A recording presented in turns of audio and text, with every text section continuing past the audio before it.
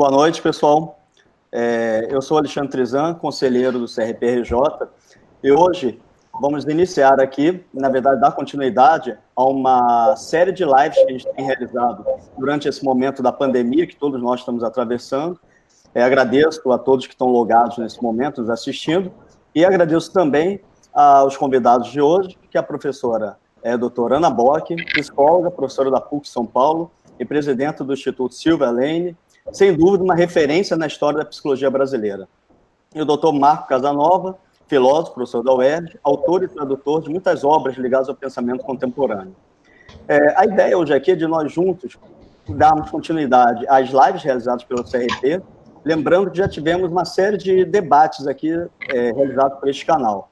Entre eles, serviço psicológico mediado por tecnologias da informação e comunicação, esclarecimento sobre a portaria 639/2020 do Ministério da Saúde, a questão dos novos inscritos no Conselho, e temas também como SUS, proteção social, povos indígenas, violência, assédio, ética profissional, entre outros. E ao final dessa live, eu vou comentar também na nossa próxima agenda. Então, o objetivo de hoje estamos aqui reunidos é para a gente pensar sobre o tema normatizações cotidianas e situações limite. Quero lembrar a todos que essa live vai ter, em média, uma duração de 1 hora e vai ser distribuída entre a fala dos nossos convidados. Tá? E um dado importante, até para a gente estar, talvez, pegando um dado atual agora do momento, é que o Brasil tem, nesse momento, 66 mil casos confirmados de coronavírus e mais de 4.500 óbitos, o que dá uma taxa de 6,8% de letalidade. E o estado do Rio de Janeiro são quase 8 mil casos confirmados, 677 óbitos, o que dá uma taxa de letalidade de 8,5%. Esses dados são do portal do Ministério da Saúde, covid.saude.gov.br. Então, como eu disse, dado esse momento que nós estamos atravessando, que eu sempre aponto, não é um momento que, por vezes, pode parecer de maior produtividade ou de estudo, mas sim um momento que a gente está atravessando de uma quarentena, de uma pandemia mundial, e que afeta diretamente a todos nós. Então, hoje, a ideia é que a gente poder estar refletindo sobre essas questões. Temos dois convidados aí que representam o pensamento, né, da história da psicologia e o aporte também da filosofia, para, de algum modo, a gente poder estar junto refletindo. Sem mais delongas, passo a fala para a professora Ana Bock, agradeço bastante a presença dela aqui hoje, e é um grande prazer, Ana, ter você aqui, e, por favor.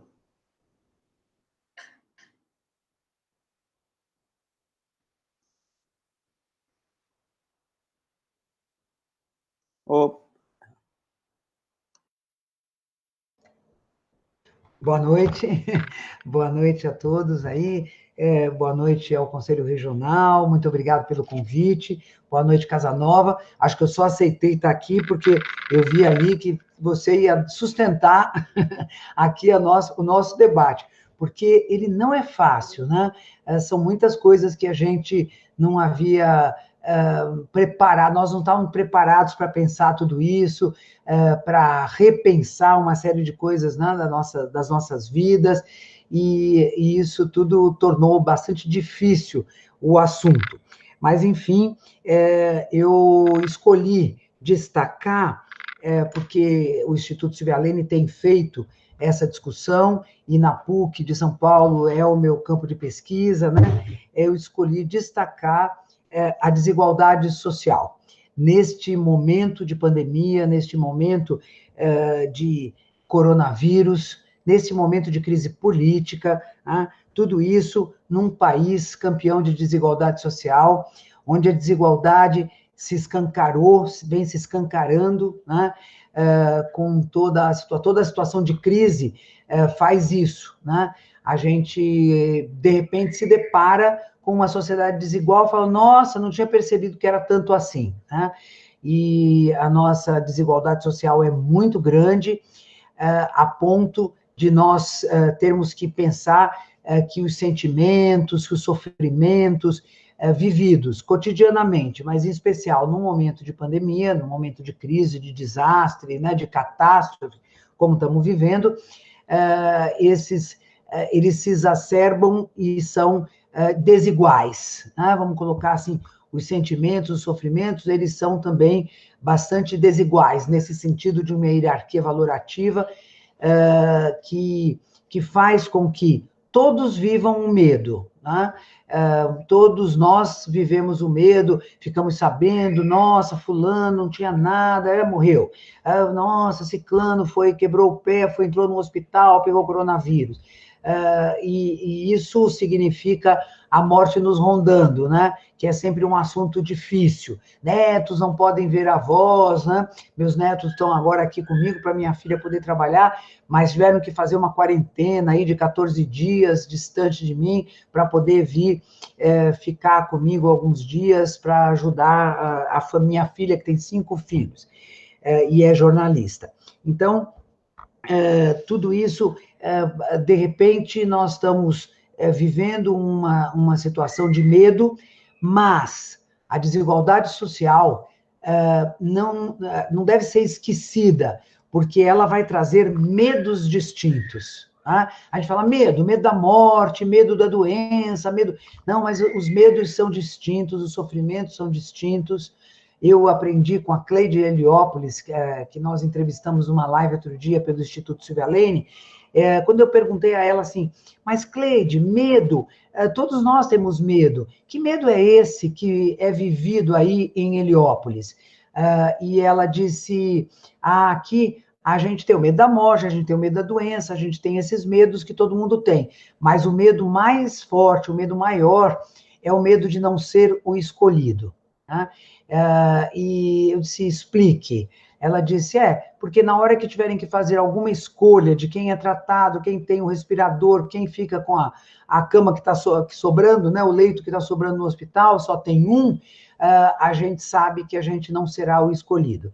Então, isso é um sofrimento de uma sociedade desigual, que se escancara num momento desse, em que uma sociedade que veio num desmonte do seu sistema de saúde, que já necessitava de muito aprimoramento e de muito desenvolvimento, mas era considerado um dos melhores sistemas de saúde do mundo, né?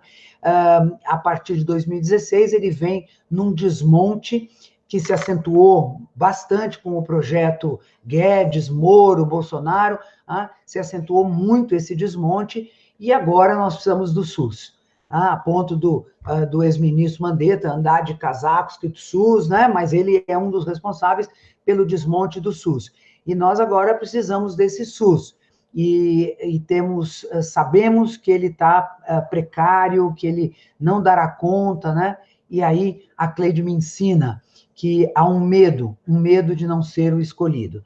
Essa desigualdade social precisa ser trazida para a cena da pandemia, ela precisa ser trazida para o debate da pandemia, porque nós não temos qualquer epidemia, nós não temos qualquer coronavírus, né? Nós temos um coronavírus que se instala num país que tem uma crise política, que tem o desenvolvimento de um projeto de sociedade bastante perverso e uma sociedade campeã em desigualdade social. E isso agrava tudo que se pode agravar, está agravado assim. Não sei, acho que aí vamos junto pensar, né, Casanova? Vamos lá, assim, não é? Na verdade, assim, eu tinha obrigado, assim, primeiro ao convite do CRP, obrigado, Alexandre, obrigado, Ana, pelo prazer de estar dividindo com você esse espaço, né? É sempre bom a gente vir em lugares diferentes para assim, encontrar uma consonância exatamente nesses campos que são próximos e distantes ao mesmo tempo, né? Filosofia, psicologia, pensamento social, etc., política, assim, tudo aquilo que é tão necessário hoje, né? Diante dessa avalanche de boçalidade que nos acomete a todos, né? Assim, essa persistência infinita da burrice, né? O que eu tinha pensado, a princípio, era falar um pouco mais sobre o lugar histórico da gente, né? Assim, para falar um pouco mais sobre esse lugar do homem contemporâneo e tentar entender, ao mesmo tempo, que tipo de normalidade cotidiana assim, nós temos diante de nós, não é? Sabe, alguma coisa que choca enormemente, você vê a ascensão vertiginosa do homem normal, né? O Nelson Rodrigues tem uma frase maravilhosa, não é? Assim, dessas frases clássicas do Nelson. Ele dizia: o século XX se destaca pela ascensão vertiginosa do idiota. Eu acho que a gente olha para o que está acontecendo no Brasil nos últimos anos, né? E a gente pode, adaptando a frase do Nelson, dizer que, claro, é a ascensão vertiginosa do idiota, mas junto com a ascensão vertiginosa do idiota vem a ascensão vertiginosa de um certo modelo de normalidade, né? Ou seja, exatamente isso que as pessoas chamam de um homem normal. É uma coisa que se escuta incessantemente quando as pessoas justificam uma certa simpatia pela estrutura de poder hoje vigente. Uma coisa que você escuta muito comumente as pessoas dizendo: não, mas o presidente é um homem normal, o presidente é uma pessoa comum, é alguém que é como todos nós, não é? Sabe, mas exatamente isso envolve uma certa compreensão do que significa, afinal, normalidade. E de que normalidade a gente está falando, e de onde é que essa normalidade provém, e em que medida ela está se tornando exatamente um elemento de violência incessante sobre todos nós, não é? Então, assim, minha pergunta inicial seria: que lugar é esse do contemporâneo, não é? E em que medida, exatamente nesse lugar, surge um tipo de normalidade, que é um tipo de normalidade que se confunde exatamente com todo um conjunto violento de cerceamentos em geral, não é? Bom, essa pergunta, que é a pergunta que lugar é esse do homem contemporâneo, eu acho que a gente pode dizer assim, de maneira sintética, que o lugar do homem contemporâneo é, de certa forma, o lugar do desterrado, né? O lugar do exílio, o lugar da estrangeiridade, né? Sabe, se por um lado a nossa tradição sonhou com um certo pertencimento, uma certa possibilidade de se sentir em casa, né? Tem uma frase que é uma frase muito bonita de um poeta alemão chamado Novalis, e o Novalis diz, assim, num texto, que a metafísica, né, o que para o Novalis é o modo de pensar da nossa tradição, a metafísica é uma nostalgia da terra natal, é um anseio por estar por toda parte em casa, né? Ou seja, o que o Novalis estava tentando acentuar é o fato de que havia no homem tradicional um anseio por pertencimento, né? Um anseio por estar em casa.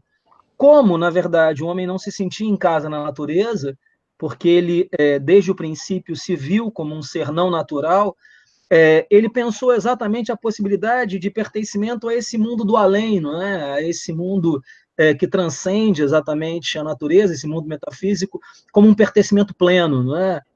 Um homem como Kant, que era um homem do século XVIII, podia imaginar que o nosso pertencimento fosse um pertencimento ao reino da liberdade, por exemplo, não é? Sabe, nós pertencemos plenamente a um reino que é o reino da liberdade em relação exatamente aos aprisionamentos naturais. Bom, mas o que caracteriza o lugar contemporâneo? É, de alguma forma, a perda radical de toda e qualquer possibilidade nostálgica de olhar para o todo como se nós pudéssemos estar em algum lugar em casa, né?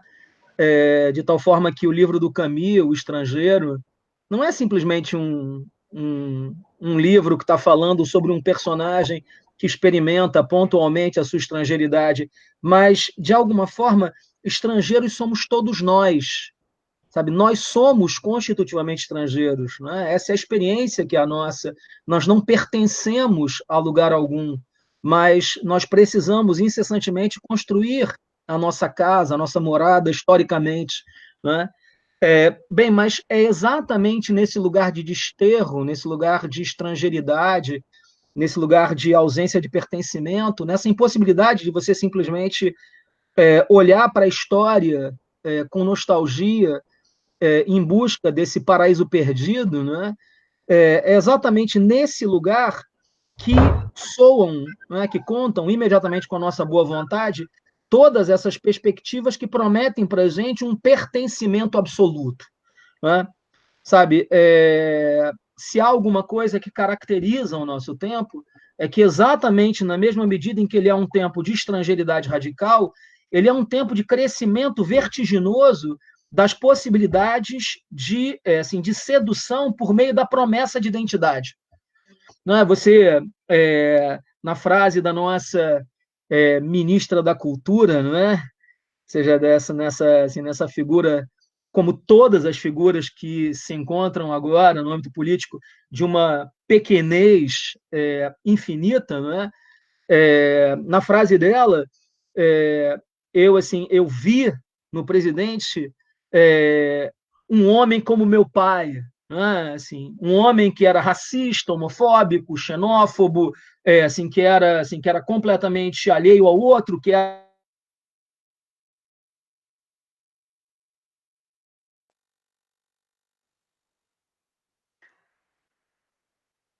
Parece que travou o Casanova, né?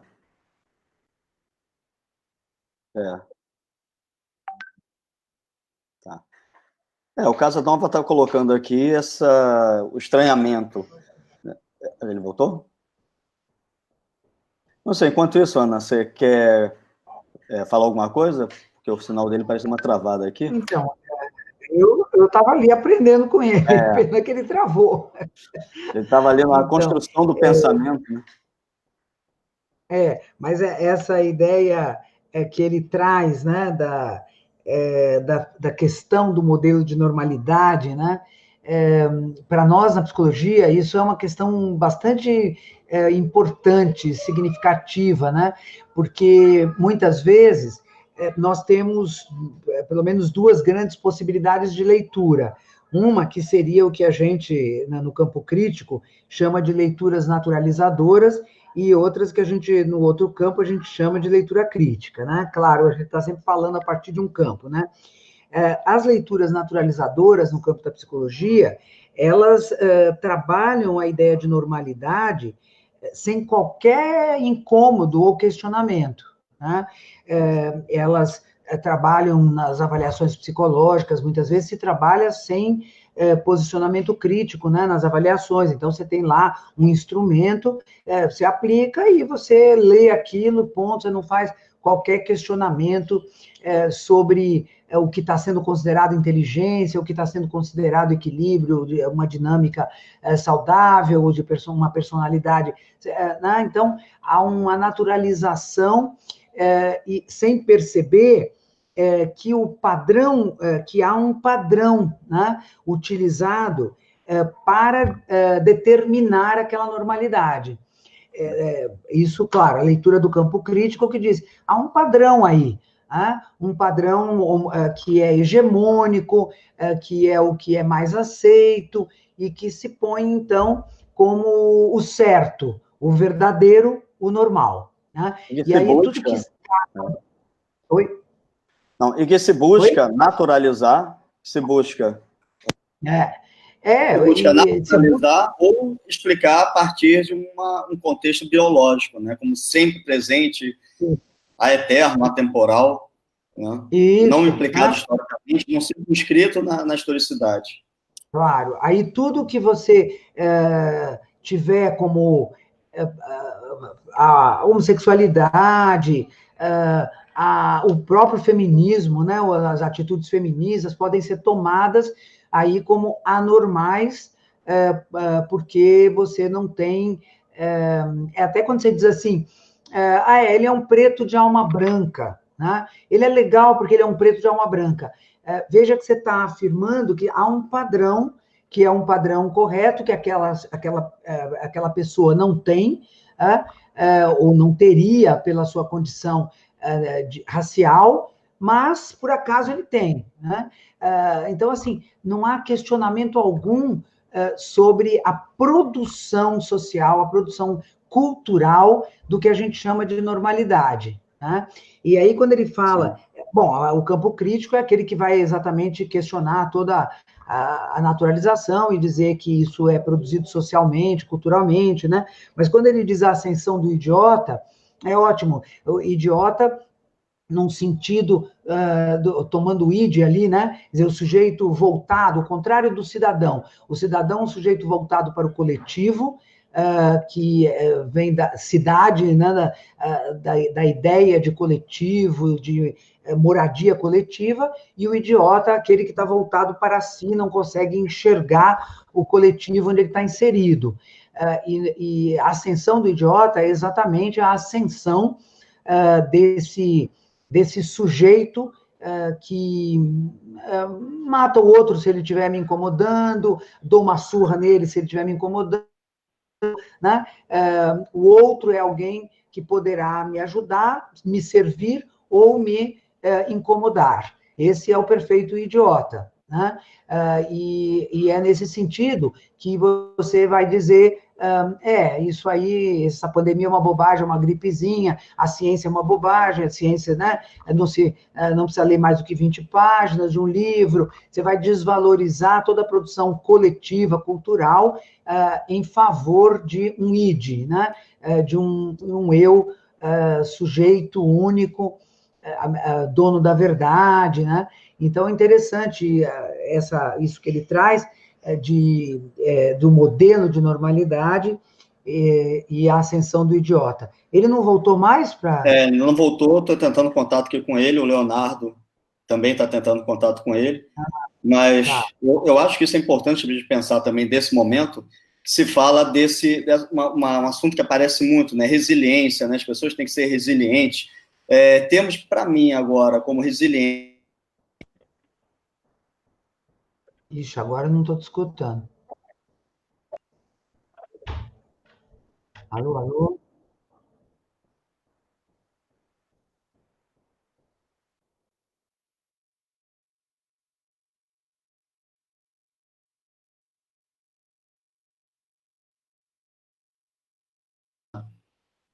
Eu, por minha vez, aqui, tinha travado o microfone. Não, complementando a fala da Ana, né, e pensando junto aqui, buscando restabelecer o contato com o Casanova, a gente está tentando aqui pelo WhatsApp, provavelmente a internet dele lá caiu, isso também é um dos problemas, né, porque essa ideia de ficar em casa e com acesso online, mas também tem as restrições tecnológicas disso. E aí, no momento que você começa a encarar a possibilidade tecnológica como uma ascensão, né, das outras possibilidades de comunicação, você acha que a partir dali você pode continuar tudo como uma normalidade, é o que eu sempre digo, não há normalidade nessa situação. E dessa normalidade, quando a gente encara também, por exemplo, uma ideia de resiliência, o sujeito é resiliente porque ele fica horas e horas no trabalho, horas e horas no transporte, e a partir daí ele tem garra e força. Isso também é um modo de assujeitar todo um processo de exploração, né, social sobre o trabalho dele, sobre a vida que é a dele, para manter essa máquina funcionando. E agora, com o retorno do nosso palestrante de Casanova, né, Casa, você deve recordar que você estava falando exatamente do Camus, estava algum ponto ali fazendo algum paralelo com... Assim, eu ia me encaminhando assim, para dar uma fechada, não é? O que eu estava tentando mostrar é exatamente o quanto uma certa normalidade, que é muito marcada por uma concepção nostálgica, por uma espécie de relação nostálgica com um passado que nunca existiu, sabe? Você vê claramente isso no modo como essas pessoas falam da ditadura. Né? Então é muito comum você escutar pessoas comuns dizendo assim, mas na época da ditadura não era tão ruim. Né? Não, mas era boa a vida na época da ditadura. Não, mas sabe, esse passado que nunca existiu, essa nostalgia de um tempo que é um tempo que propriamente nunca se deu. Né? Bom, mas essa nostalgia ela é uma espécie de negativo de foto desse lugar contemporâneo, exatamente o lugar da estrangeiridade radical. Sabe? Então, na mesma medida em que você tem cada vez mais uma sensibilidade para modos de subjetivação completamente diversos, não é? A gente fala hoje sobre trans, sobre queer, a gente fala hoje isso que a Ana estava comentando, né? A gente tem muito mais clareza quanto às escolhas cotidianas relativas, por exemplo, a pessoas que não têm condições de ter um lugar propriamente dito assegurado. Né? Todos são cidadãos, mas uns mais e uns menos. Sabe, a gente tem muito mais clareza quanto a isso. Por um lado, a gente discute muito mais modos diversos de subjetivação, a gente fala de alguma coisa como pensamento decolonial, na mesma medida em que tem toda uma espécie de sedução de retorno a essa identidade, que é uma identidade completamente nostálgica, marcada exatamente pela ideia do homem bom. Mas o que é o homem bom aqui? O homem bom é o homem de família, é o homem de um certo trabalho, é um homem de um conjunto de sonhos medíocre, sabe? É um homem que que não tem nenhuma clareza quanto à complexidade do mundo. Mas esse homem que agora aparece, que é o homem do dedo em riste, não é? Que é o homem do fundamentalismo religioso, que é o homem de uma identidade, que é uma identidade que está sempre, incessantemente, assumindo a si mesma como critério de avaliação de todos os outros, não é? Sabe, isso aqui é uma espécie de contraponto necessário ou imediato àquilo que caracteriza o nosso lugar, sabe? O mundo que é o nosso é o mundo de uma estrangeiridade incontornável, sabe? Não há mais nenhuma possibilidade de você retornar a esse mundo que é o mundo onde a identidade ela se apresentava de uma maneira definida, prévia, instituída. Mas cada um de nós precisa, de alguma forma, realizar as possibilidades que são as suas no tempo dessas possibilidades, assim, no campo, que é sempre estrangeiro de realização dessas possibilidades. Mas voltar atrás não é possível, sabe? E é por isso que, que essa normalidade cotidiana ela é tão marcada por uma necessária estrutura de opressão, de repressão, de recalque, etc. O que acontece na situação limite, só para dizer uma última palavra, então, e passar a bola para a Ana, é que a situação limite, né, o conceito de situação limite foi um conceito que veio à tona pela primeira vez com Jaspers, na Psicologia das Visões de Mundo. Né? Situação limite é um termo para designar exatamente aquela situação que, na raridade com a qual ela se instaura, ela suspende a absorção no automatismo do cotidiano. Então, assim, uma situação limite é uma situação que não permite mais a você simplesmente seguir a lógica automática do dia a dia. Né? E, nesse sentido, torna necessário um certo distanciamento que produz a possibilidade, que traz consigo a possibilidade de você considerar o que está acontecendo com você. Né? Significa que esse momento ele é um momento interessante para você questionar exatamente essa normatização normalizadora. Né? A violência que está por trás disso, né? Assim, a absoluta violência de um cotidiano, que é um cotidiano que assume a sua normalidade como régua para homogeneizar tudo aquilo que não é ela. Né? Assim, que é isso que a gente hoje em dia constantemente tem visto, né? Um cotidiano que se assume imediatamente como marca d'água, né?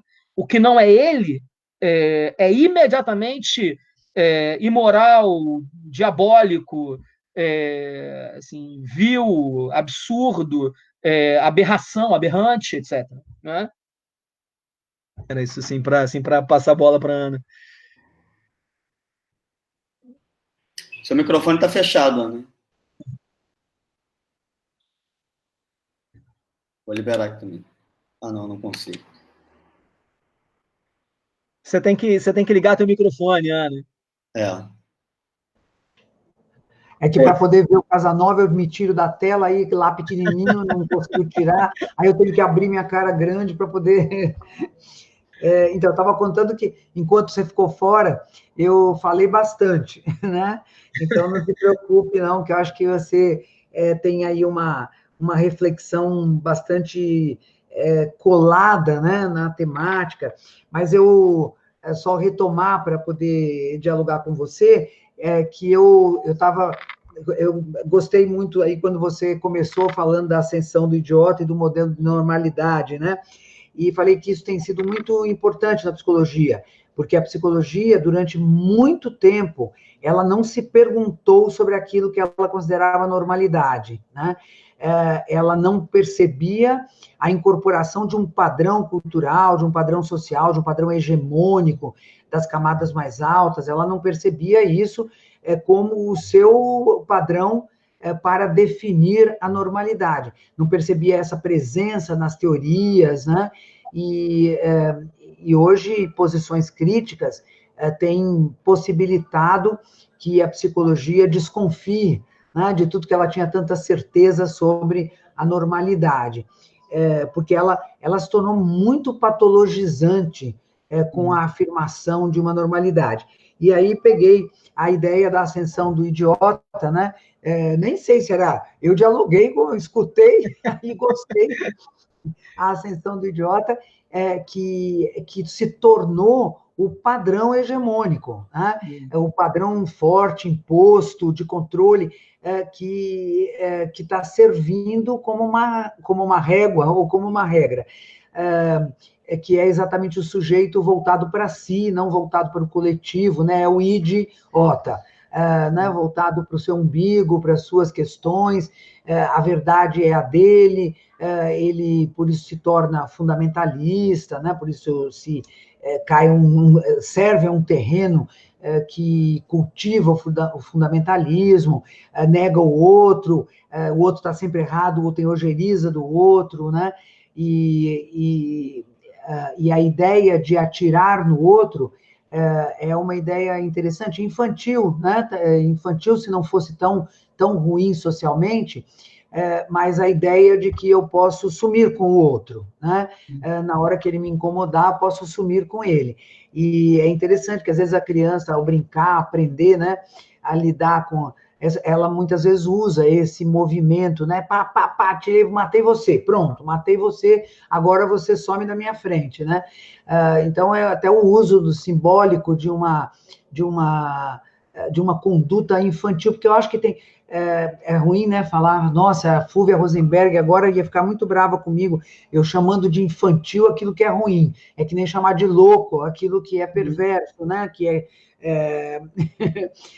mas eu acho que, assim, a infantilidade que há nessa conduta idiota, né, infantilidade que na criança não é ruim, porque é a possibilidade dela de lidar com o mundo, e que ela vai aprendendo exatamente isso, que ela vai escapando, né, desse lugar onde só existe ela.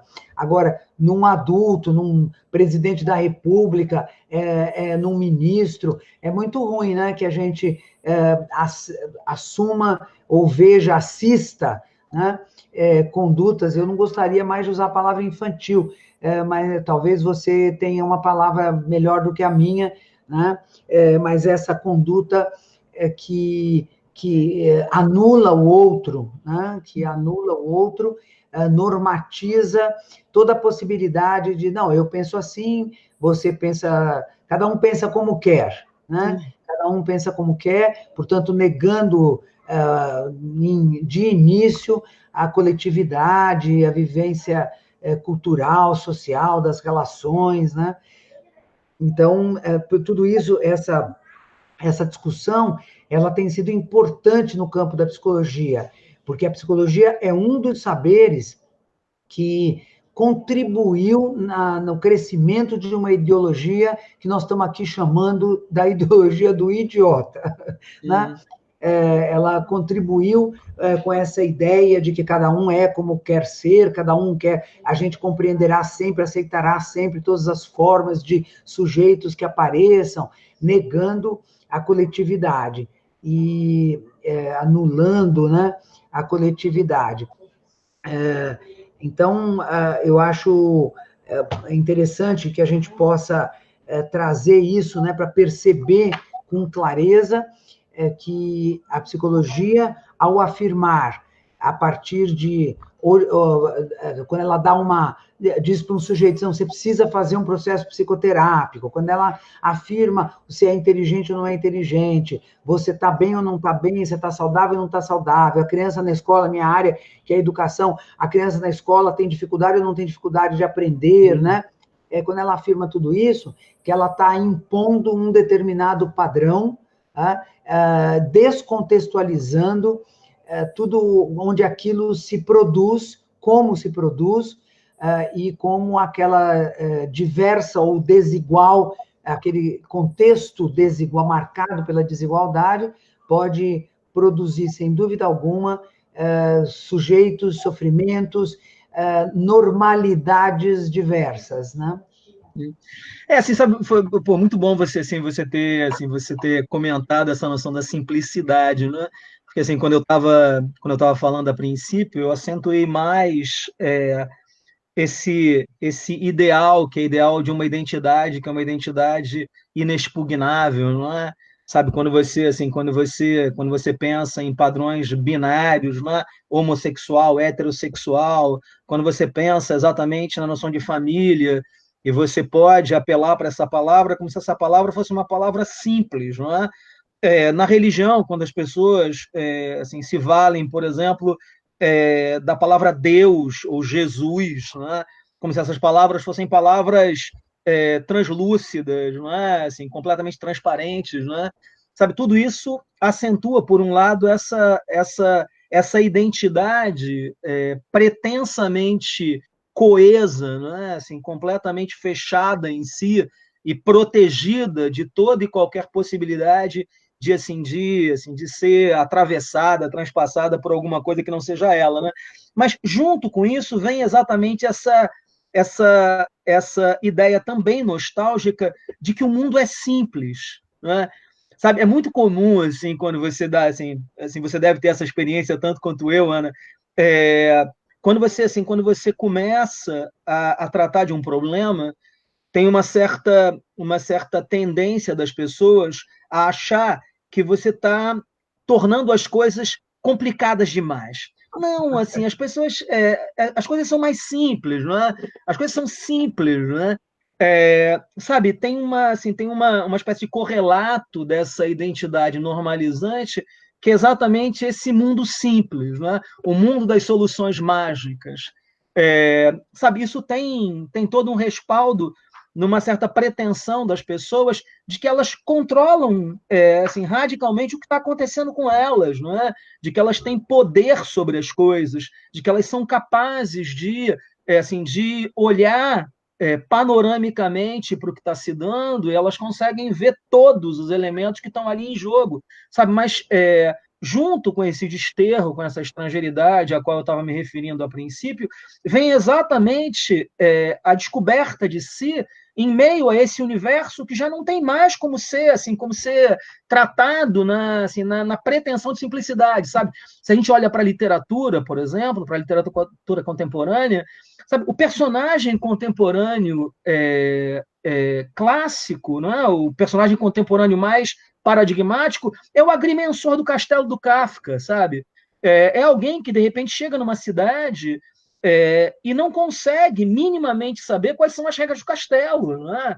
Sabe por quê? Assim, porque são regras completamente inabarcáveis. Você já não consegue mais compreender o que está acontecendo. Que mundo é esse no qual você se encontra, não é?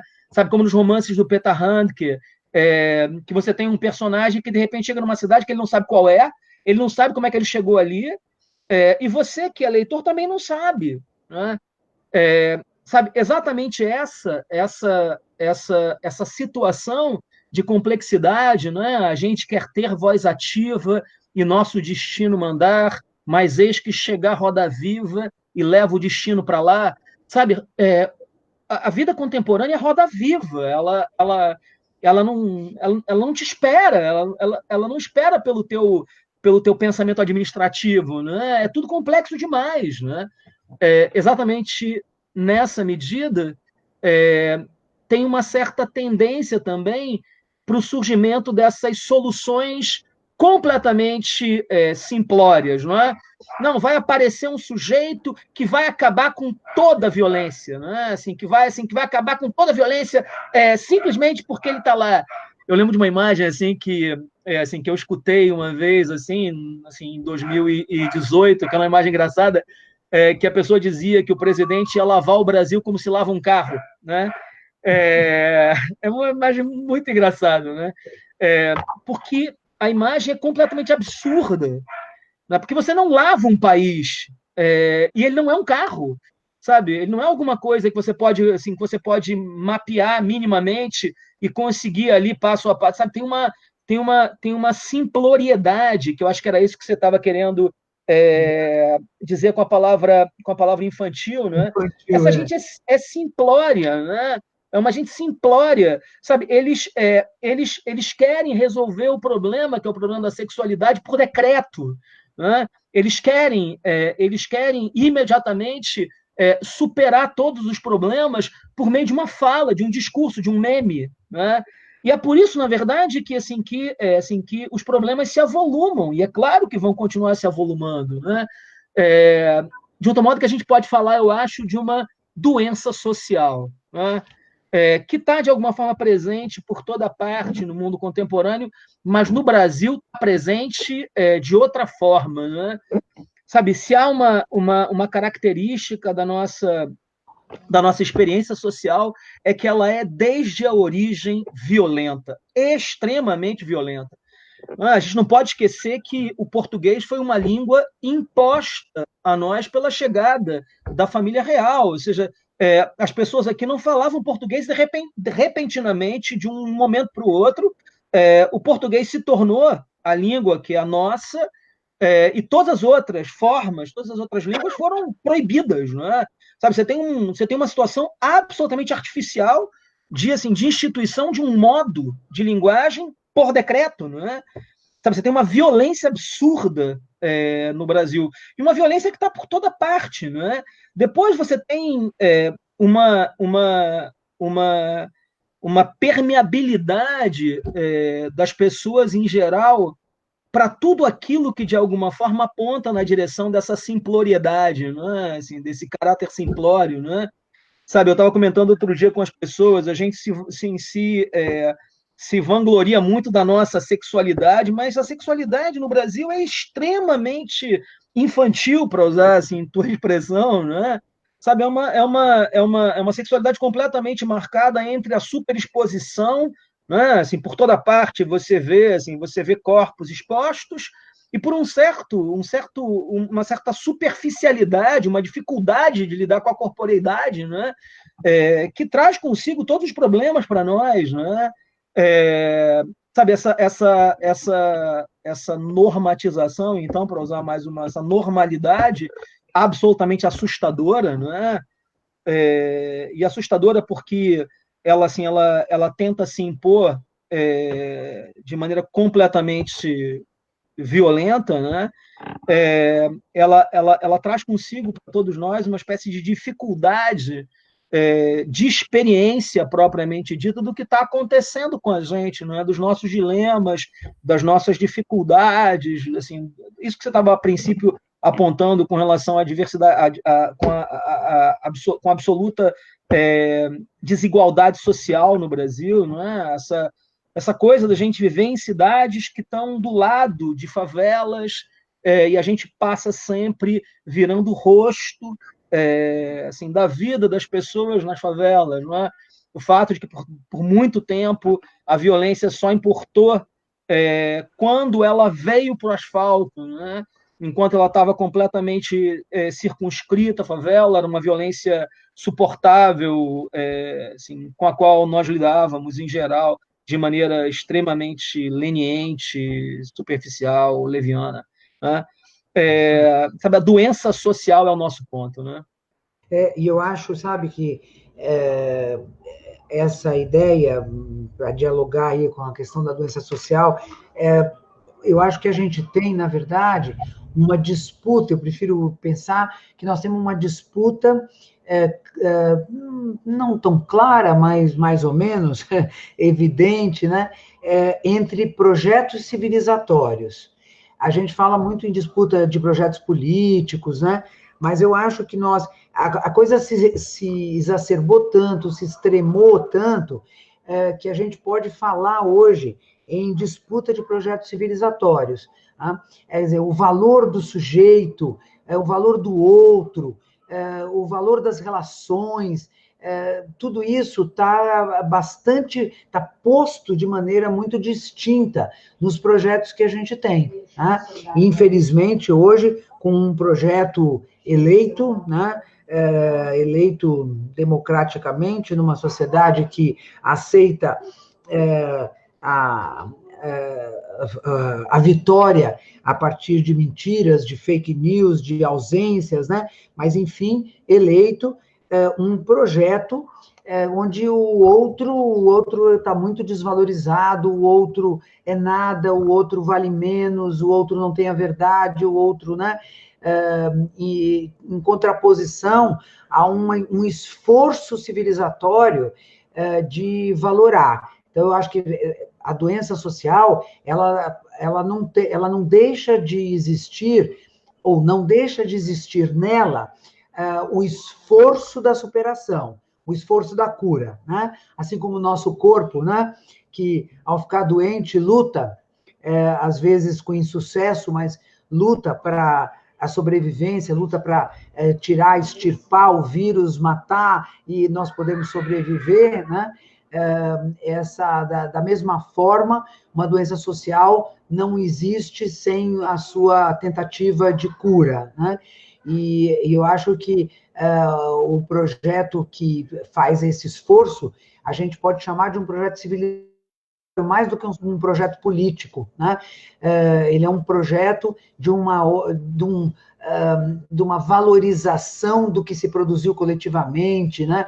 Do humano que produziu cultura, se humanizou, produziu uma sociedade à sua imagem e semelhança, ao mesmo tempo em que se produziu novo, né? Eu acho que isso está posto como um enfrentamento, como uma luta, e eu acho que isso a gente assiste hoje nas disputas políticas, né? A gente vê esses projetos, né?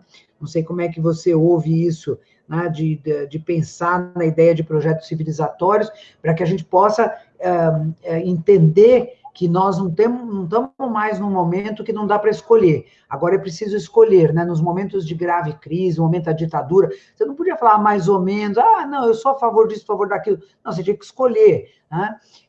Agora também nós temos que escolher. Não há possibilidade de meio termo. Tanto que não tem muitos meios termos, né? Os meios termos não estão colocados. Ou eles vão para lá ou eles vão para cá. Porque nós estamos num momento de acirramento, onde se catalisa, onde se sistematiza como projeto civilizatório. E eu acho que o nosso não, né? O presidente deles, de quem o elegeu, ele representa muito bem, ele representa muito bem esse projeto civilizatório que defende o Moro, que defende o Guedes, que os Estados Unidos querem para nós, né? Vamos chamar os Estados Unidos todos, né? A gente tem uma esquerda americana, estadunidense importante, mas assim, que se quer para o país, que se quer para a América Latina, né? Ele representa bem, porque ele ele desrespeita sem nenhuma culpa, ele desrespeita sem nenhum... recurso dele, é ferramenta dele, da sua forma de gestão, o desrespeito ao outro, aos profissionais, aos jornalistas, à ciência, à universidade, né? Ele não tem nenhum receio de se conduzir dessa forma. E do outro lado, um projeto civilizatório que procura corrigir todas essas nossas, né, as nossas falhas, e a gente se vê racista, aí a gente procura corrigir superar nosso racismo, a gente é interessante, né, como hoje a gente tem um bocado de palavras que a gente usava sem nenhuma, como da forma mais tranquila, como da cor da pele, né, band-aid da cor da pele, que cor, de que pele? Então, hoje a gente vai vendo, a gente vai aprendendo, a coisa ficou preta, a gente vai percebendo uma série de coisas, e esse é o projeto civilizatório que a gente quer, porque é aquele projeto que faz o esforço, ele não nega que ele tem milhões de defeitos, mas ele faz o esforço da superação, e a superação está sempre envolvendo a inclusão do outro, o afeto ao outro, o amor ao outro, né? Eu acho isso que hoje se evidencia. Assim, a gente está num casamento perfeito aqui, né? Assim, você está dando sempre os passes, né? Digamos assim, para articular com coisas que eu queria falar, né? Sabe? assim, a princípio eu comentei esse caráter extremamente sedutor de uma promessa de identidade, sabe? Se você olha o crescimento das igrejas evangélicas no Brasil, eu acho que nenhum elemento é tão importante quanto a rapidez com a qual as igrejas evangélicas são capazes de replicar uma identidade específica. É impressionante como a pessoa ela se converte, ela entra na igreja, ela imediatamente sabe o que escuta, ela só escuta música gospel, ela sabe o que lê, ela só lê a Bíblia, ela sabe o que fala, o que gosta, o que é bom, o que é ruim, sabe? É como se aquelas igrejas, o segredo do sucesso delas fosse exatamente a capacidade que elas têm de rapidamente tornar tudo extremamente simples. Assim, a identidade ela se constitui da noite para o dia. E eu rapidamente, então, me vejo parte de alguma coisa maior do que eu. Né? Junto com essa identidade inexpugnável, vem essa pressuposição de que o mundo é simples. Não, o mundo é simples. Não é assim, a Ana Cristina César tem um poema, que é um poema no qual ela comenta: já estou farta dessa coisa de homem, homem, mulher, mulher, não é? Como se as coisas se resolvessem assim de maneira tão simples, não é? Sabe, tem uma espécie de versão absolutamente tosca, não é? Simplória, desse campo muito complexo que é o campo da existência contemporânea, né? Então você não tem apenas identidade sedutora exatamente pela promessa de inexpugnabilidade dela, mas também você tem a simplicidade. E tem um outro elemento que é muito particular, é que eu tenho uma frase do Groucho Marx, que é uma frase muito citada, né? O Groucho Marx disse certa vez que não entraria num clube que o aceitasse como sócio, né? É uma frase que é uma frase famosa, né? Mas, sabe, o que o Groucho Marx está dizendo é que ele nunca entraria num clube onde todos fossem como ele. É isso que ele está dizendo, né? Sabe, não entrar num clube que me aceitasse como sócio significa não entrar num clube onde eu fosse o modelo dos sócios, né? Sabe, tem uma na experiência do desterro, na experiência da diferença estrutural de cada um de nós, da singularidade que é própria a cada um de nós, tem um correlato num modo de coexistência, que é esse modo de coexistência entre aqueles que não têm nada em comum. Sabe, é uma coisa espantosa como é que as pessoas elas formam blocos, falanges, não é? A partir exatamente dessa busca por alguém que pense exatamente como ela. Né? Sabe, esses grupos de WhatsApp, assim, que a gente normalmente chama de bolhas, né? As bolhas são muito peculiares porque as pessoas elas simplesmente repetem num uníssono, não é? Um mantra que é um mantra completamente marcado por uma, assim, sabe, assim, aquela monocordia absoluta, não é? Não, uma sociedade ela é tanto mais plena quanto mais una e plural ela for, não é? Sabe, quanto mais a gente puder ser a comunidade daqueles que não têm nada em comum, mais saudável é a nossa experiência, não é? Menor vai ser a tendência que eu tenho para usar a minha determinação como critério de avaliação da determinação do outro. Não é? Isso pode acontecer numa relação familiar, quando pais querem ser a medida que é a medida para os filhos, seja profissional, seja sexual, seja nas expectativas com relação a profissões, etc., a sonhos, não é? A conquistas. Pode acontecer com professores que reproduzem alunos, né? Assim, como se tivesse uma fábrica de pão, né?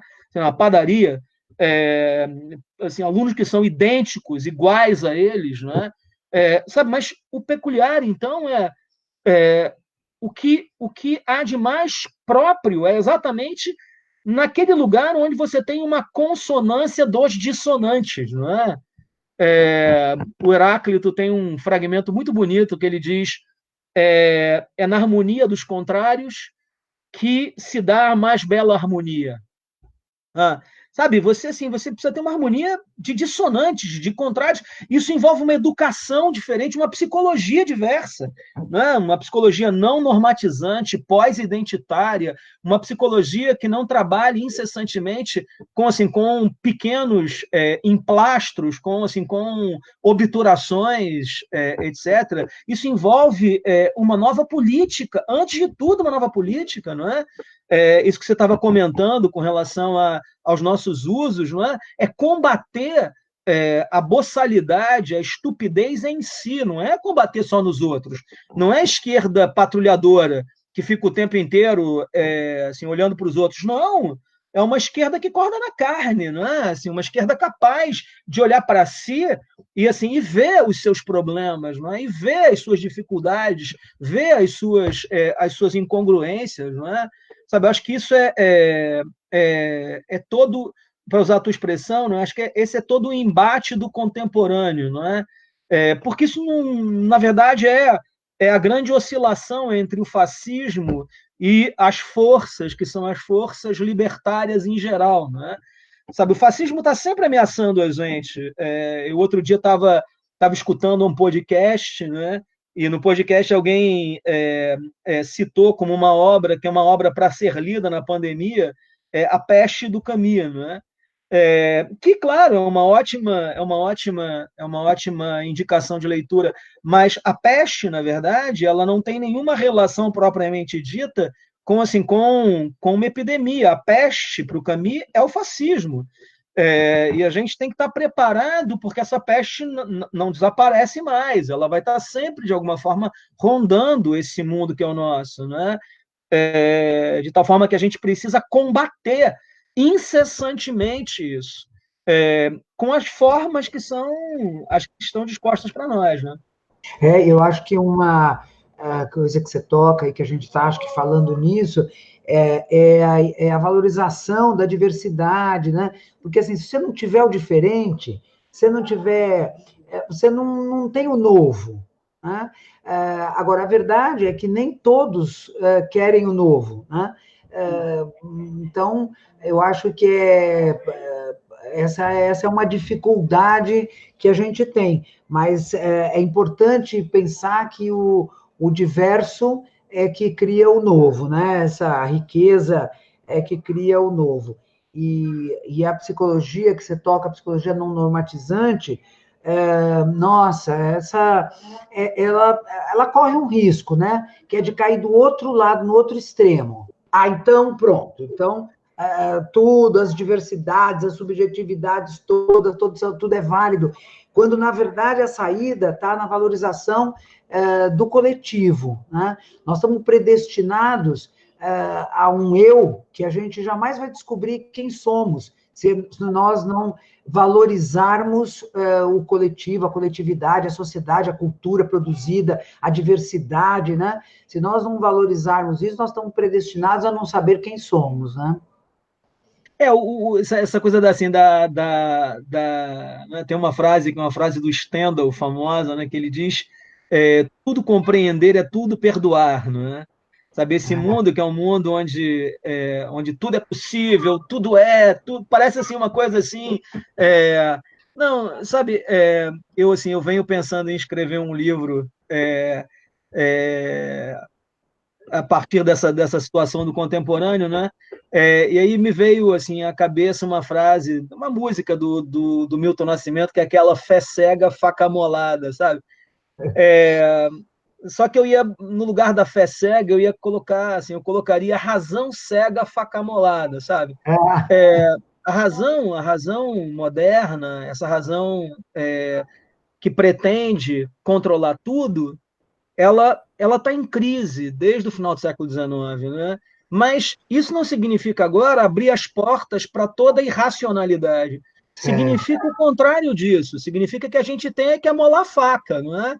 Sabe, razão cega, faca molada. Você tem que estar pronto para falar sobre as coisas na medida em que elas aparecem, não é? Assim, você tem que estar pronto para enfrentar os problemas à medida que os problemas... Sabe, é isso um pouco que eu estava falando com relação a esse caráter simplório, né? Esses caras acham que eles vão resolver um problema simplesmente com uma solução mirabolante, né? Com um coelho que eles tiram da cartola. Não, os problemas são complexos, né? E para isso você tem que ter atenção ao que está acontecendo, a essa multiplicidade de elementos em jogo, né? De um tal modo que o que se tem não há identidade, então tudo pode, que bom. Não tem identidade, fica atento, fica alerta, não é? Porque agora os modos de subjetivação são todos eles marcados por um certo risco, não é? Isso que você estava chamando do coletivo, né? Sabe, não há nada que me diga respeito, que não diga respeito a todos nós, não é? Eu, assim, no man is an island, não é? Assim, nenhum homem é uma ilha, não é? Assim, isso sabe, não é nós não somos uma ilha que bota pontes e vai estabelecendo arquipélagos, não é? Não, assim, todo é parte, o todo é elemento da nossa estruturação, não é? Nossa identidade, nossa constituição, nossos modos de ser, né? Ana e Carlos, estou acompanhando aqui também, junto com vocês, e vocês estão facilitando bastante meu trabalho, porque está realmente um diálogo incrível.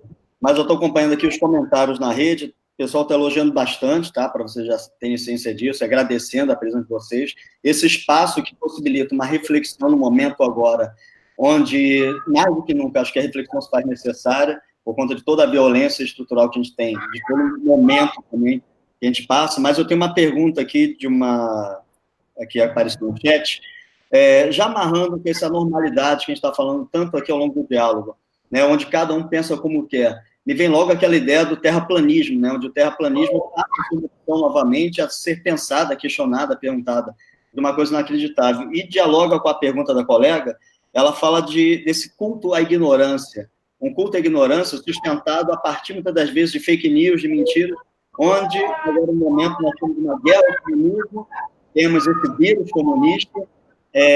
Ela pede para vocês falarem um pouco disso, desse culto à ignorância, né? Eu chamaria também de culto à burrice, talvez. Como é que vocês veem esse momento agora? Ana, vai lá? Comenta primeiro. Eu queria que você começasse.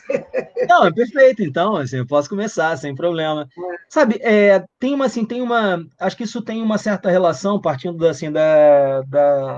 segunda parte da pergunta, né? Acho que tem uma relação com uma certa incompreensão que vem disso que a gente estava comentando agora, não é? Sabe, uma coisa é você ter um modelo de racionalidade que entrou em crise. Uma outra coisa é você dizer que toda racionalidade entrou em crise, né? Vamos pensar, por exemplo, no caso, que é o caso da arte contemporânea, né? É claro que você pode pensar que a arte abstrata, por exemplo, é alguma coisa como a imagem que o Woody Allen faz no Cristina Vick Barcelona, né? Tem uma cena que é uma cena engraçada do filme, que é que a personagem ela coloca uma tela no chão, joga umas tintas e fica fazendo os movimentos completamente esdrúxulos, né? E dali sai um quadro, né? Você pode imaginar uma coisa como essa, mas sabe, você precisa ter muito pouco contato com a arte contemporânea para pensar uma coisa como essa, sabe? O que caracteriza a arte contemporânea é, antes de tudo, uma atenção extrema a equilíbrios dinâmicos que vão se constituindo à medida que alguém vai fazendo um quadro, né? Sabe, a vida da gente é um pouco assim, né? A racionalidade tradicional ela entrou em crise, mas não todas as formas de racionalidade entraram em crise, né? O que acaba acontecendo nesse sentido é que esse culto à ignorância ele vem exatamente de um certo divórcio cada vez mais presente na cultura de massa. Foi uma coisa que a gente não comentou aqui, né? Assim, nem eu nem Ana. É que a gente vive num mundo muito controlado por propaganda, não é? E, ao mesmo tempo, um mundo muito marcado por um divórcio absoluto entre ciência e vida cotidiana. As pessoas não conseguem abandonar um celular, mas você vai penar para encontrar alguém que saiba como alguém produz um celular. e o que está acontecendo para assim, que alguém apareça num celular, sabe? Ou isso que está acontecendo agora, né? Você tem uma imagem, que é uma imagem num computador, ninguém mais consegue viver sem computadores, mas, ao mesmo tempo, não tem a menor ideia de como é que a ciência ela foi paulatinamente produzindo a possibilidade de eu estar aqui diante dessa tela, junto com vocês, não é? Então, assim, tem uma coisa muito peculiar no nosso tempo, é que você tem cada vez mais um uso meio predatório da ciência e cada vez menos interesse por ciência.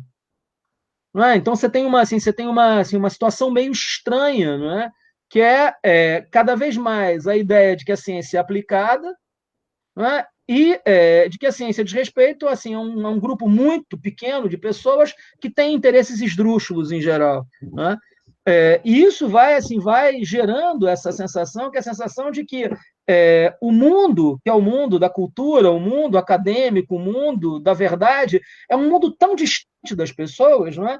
Que elas se encontram nesse espaço, que é o espaço onde aparentemente elas podem dizer qualquer coisa. Não, eu estava outro dia conversando com uma figura com quem eu tenho contato por razões meio secundárias, né? Mas assim, o cara estava defendendo que a quarentena a quarentena a quarentena não resolve nada, né? Essas posições bolsonaristas clássicas.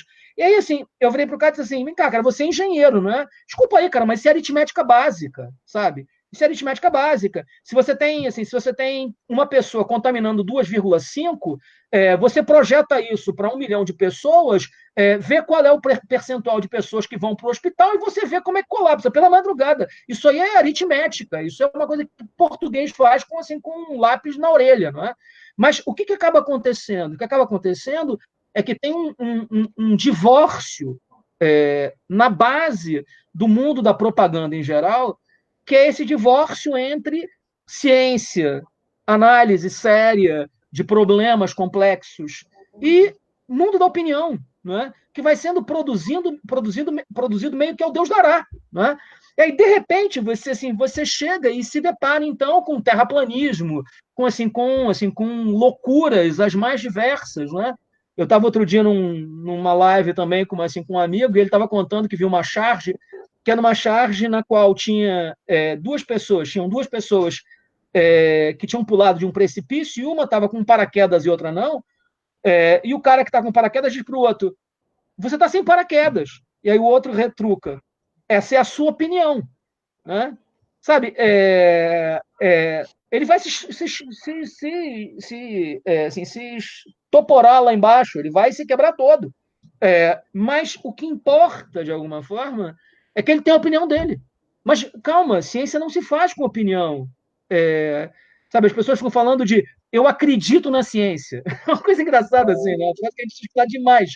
Desculpa, ninguém acredita em ciência, não é? Ciência não é uma coisa que está cobrando de você crença. Não é? Sabe, a gente usa essa expressão como se a expressão fosse uma expressão. Não, eu tenho evidências que mostram para mim que as coisas são de um modo específico. Não é? O que acontece nesse sentido, me parece, é que essas figuras que aparecem hoje no fascismo, elas são, numa certa variante do fascismo, que nem fascismo bem né? Algo pior do que isso. O que acaba acontecendo é que eles são expressão máxima desse divórcio absoluto entre normalidade e racionalidade. Né? E a gente, de maneira estranha, fica tentando, né? Para dizer uma última palavra, desculpa, Ana, a gente fica aqui sofrendo incessantemente um bombardeio, que é um bombardeio vindo exatamente de quem não tem condição alguma de falar sobre coisa nenhuma. Né? Eu estava aqui pensando assim, a provocação, né, do culto à ignorância, e fui dialogando aí, fui escutando você, quanta coisa que a gente tem que pôr aí nesse saco, né, para poder compreender o culto à ignorância, né? E uma das coisas que me toca bastante é a questão da escolarização, né? Que escola a gente tem hoje? Não, assim, não estou nem falando da qualidade da escola, comparando uma com a outra, não estou falando em geral qual é a visão de escola que a sociedade quer, né, que a sociedade deseja e que ela procura construir. porque a escola conteudista, ela não ensina a pensar, né? Ela não ensina a refletir. E quanto mais conteúdos nós tivermos acumulado pela civilização, mais difícil será o papel da escola de transmitir conteúdo. Então, ela tem que fazer uma opção, né, de que ela precisa escolher formas, coisas para ensinar a pensar, né? Hoje as crianças às vezes têm escolas, por exemplo, meu neto teve na escola, tinha aula de xadrez, né? Aula de xadrez. Por que uma aula de xadrez? Porque ensina um tipo de raciocínio, né? Então, ensinar para depois você trazer conteúdos e poder formular. Então, você tem ali uma questão importante da escola, e aí, quando você coloca numa sociedade desigual, escolas muito desiguais, de qualidade muito desiguais, onde um conjunto aprende informações, não sei se aprende a pensar, mas aprende informações. Alguns acham que aprendem a pensar, outros aprendem informações, e o outro aprende muito pouca informação, não aprende a pensar e não aprende informação, né? Então, eu acho que isso complica as relações sociais. Aí, a ciência, você falou bastante dela, e assim, você também trabalha na academia, né? Você também é docente.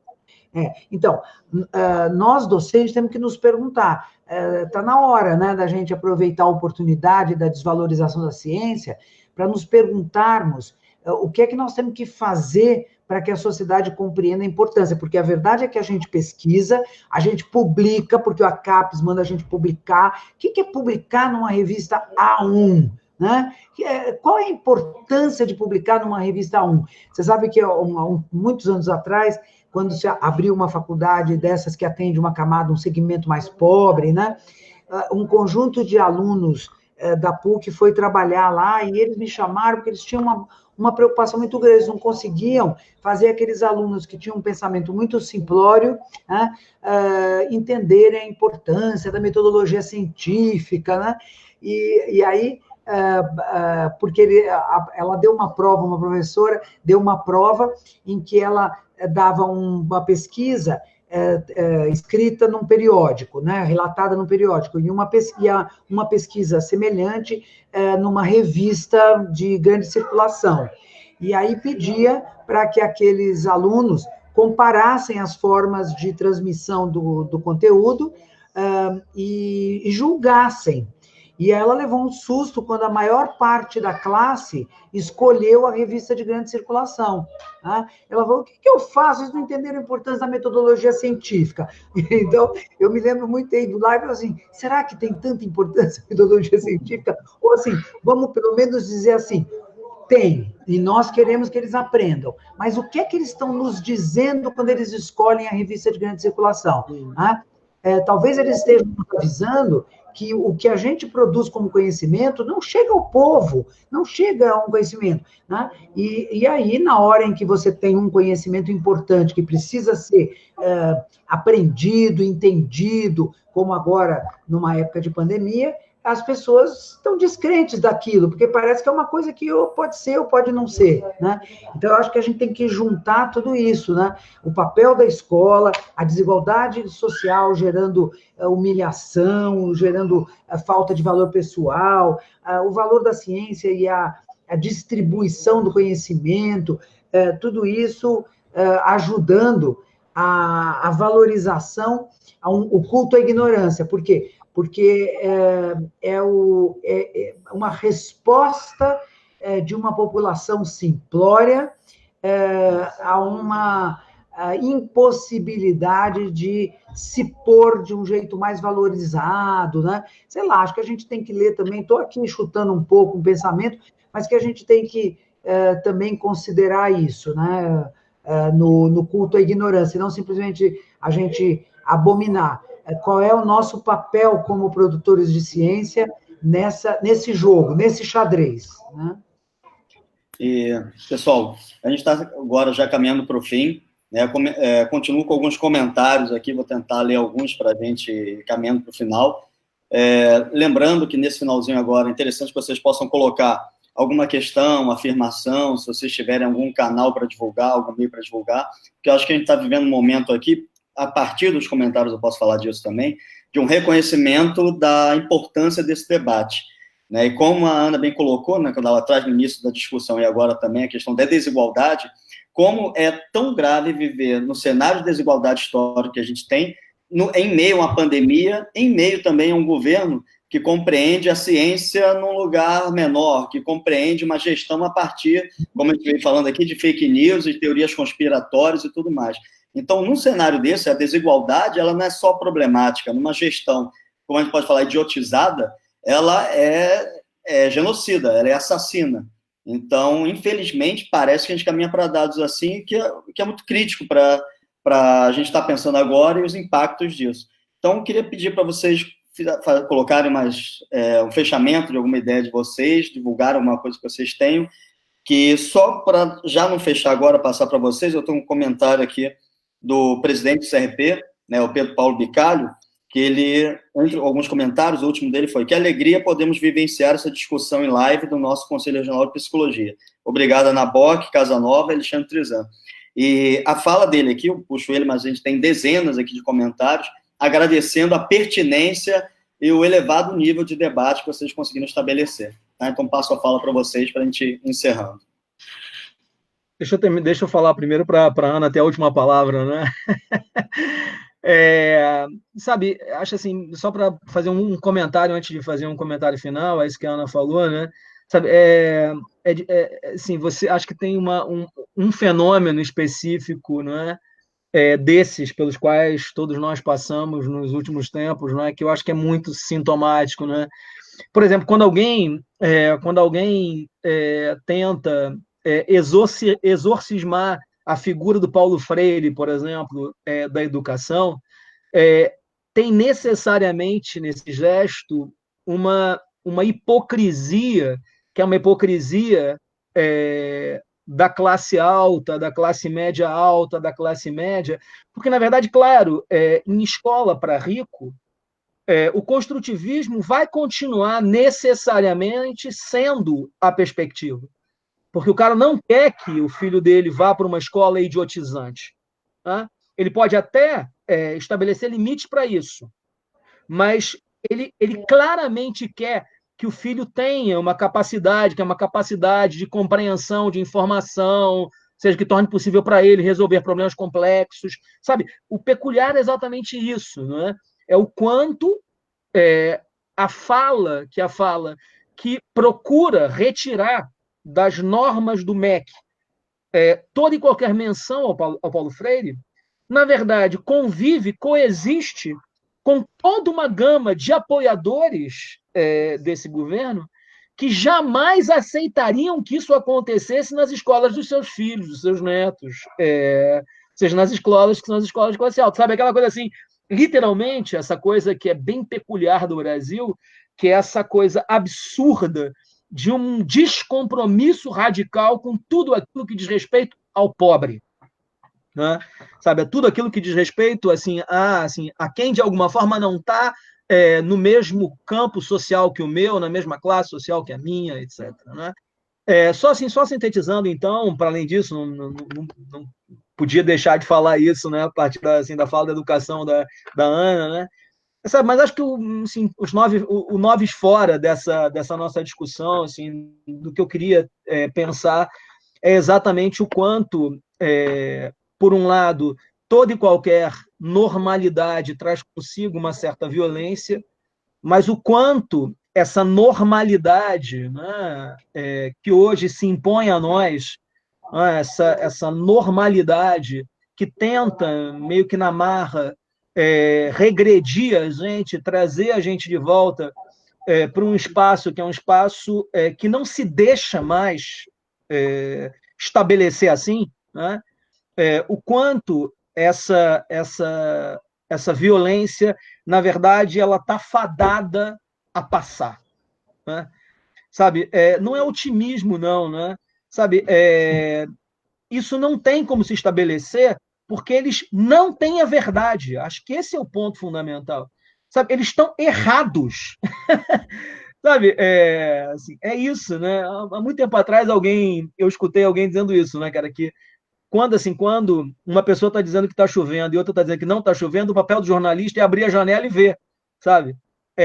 Mas não é só o jornalista, assim, assim, qualquer pessoa que pense, que tenha condições de falar sobre o que está acontecendo, sabe? Vez por outra, o que você precisa fazer é exatamente isso, é olhar para as coisas, não é? Olhar para as coisas e deixar que elas te digam o que está acontecendo, né? Nesse sentido, por mais que a gente viva incessantemente discutindo essas posições abstrusas, né, absurdas, ridículas, né, por mais que a gente tenha voltado a discutir vacina, terraplanismo, por mais que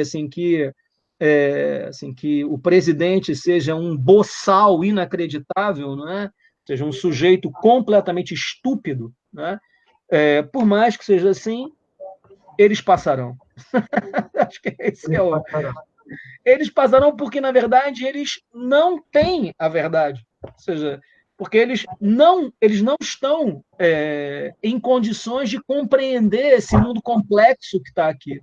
Né? E, nesse sentido, eles só podem se manter como violência, como violência e repressão. Não tem outro jeito. Né? É isso.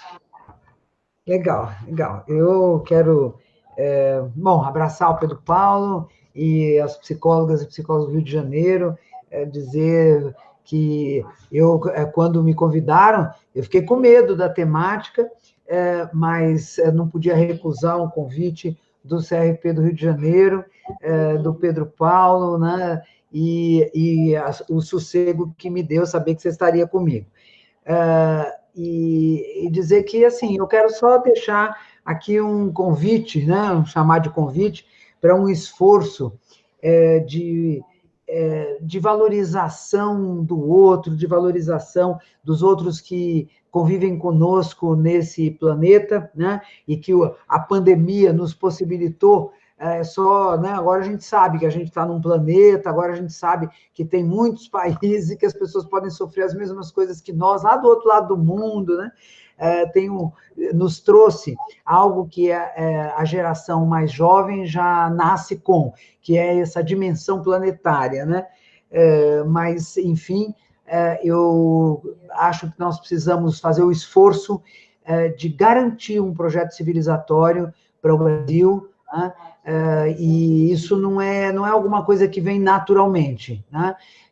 A gente precisa fazer o esforço, inclusive para mostrar que eles estão sem paraquedas. Eles estão sem paraquedas, isso é óbvio, né? Eles estão sem paraquedas. O Instituto Civialene tem procurado fazer lives também, a gente faz às quartas-feiras, para dar espaço para a voz de um segmento social que tem sido pouco considerado, tem sido pouco falado, né? Junta todo mundo assim, os pobres, né, em geral, né? Que é o povo que vive na favela, é o povo que vive na rua, né? A gente tem feito isso e convidar todo esse povo aí do Rio de Janeiro para estar conosco também nesses debates. Muito obrigada pela possibilidade de dialogar com Casa Nova, foi um enorme prazer. Muito. Legal, muito obrigado mesmo, Ana, Casanova também, pela participação de vocês. Obrigado a todos que estiveram assistindo aqui com a gente.